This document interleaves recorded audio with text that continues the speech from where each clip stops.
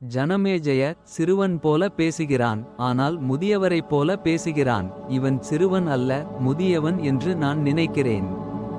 நான் அவனுக்கு ஒரு வரம் கொடுக்க விரும்புகிறேன்.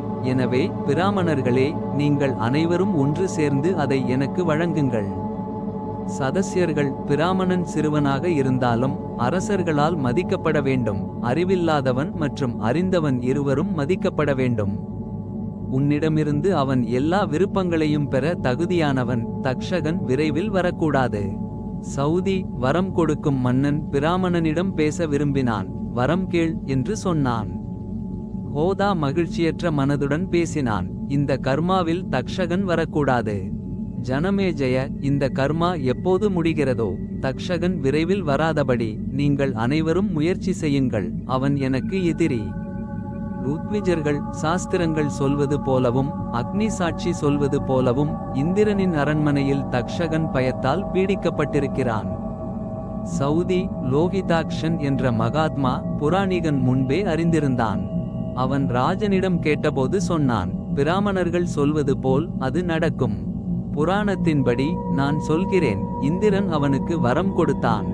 நீ என் அருகில் பாதுகாப்பாக இரு, அக்னி உன்னை எரிக்க மாட்டான் என்று சொன்னான்.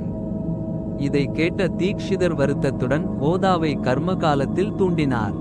ஹோதா மந்திரங்களை சொல்லி யாகம் செய்தார். அப்போது இந்திரன் தானே வந்தான். விமானத்தில் ஏறி மகாத்மாவான அவன் எல்லா தேவர்களாலும் துதிக்கப்பட்டான். மேகங்களாலும் வித்யாதரர்களாலும் அப்சரஸ்களின் கூட்டங்களாலும் பின்தொடரப்பட்டான்.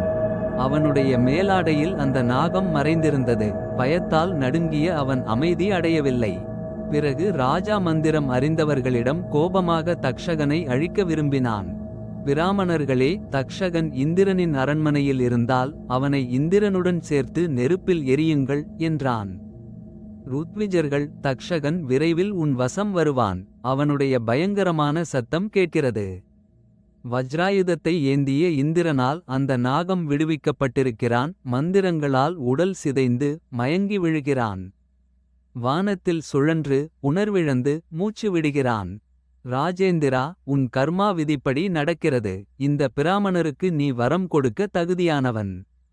ஜனமேஜய, அழகிய தோற்றம் கொண்ட உனக்கு நான் ஒரு வரம் கொடுக்கிறேன். உன் மனதில் உள்ளதை கேள், கொடுக்க முடியாததையும் கொடுப்பேன். சவுதி நாகேந்திரன் தக்ஷகன் நெருப்பில் விழும்போது ஆஸ்திகன் குறுக்கிட்டு வரம் கொடுப்பதாக இருந்தால், ஜனமேஜயா, உன் சத்திரம் நிறுத்தப்படட்டும், பாம்புகள் விழக்கூடாது என்றான். இதை கேட்ட ராஜா ஆஸ்திகனிடம் மகிழ்ச்சியற்ற மனதுடன் பேசினான். தங்கம், வெள்ளி, பசுக்கள் அல்லது வேறு எதை நீ விரும்பினாலும் அதை உனக்கு கொடுப்பேன். என் சத்திரம் நிற்கக்கூடாது என்றான். ஆஸ்திகன், தங்கம், வெள்ளி, பசுக்கள் எதையும் நான் கேட்கவில்லை.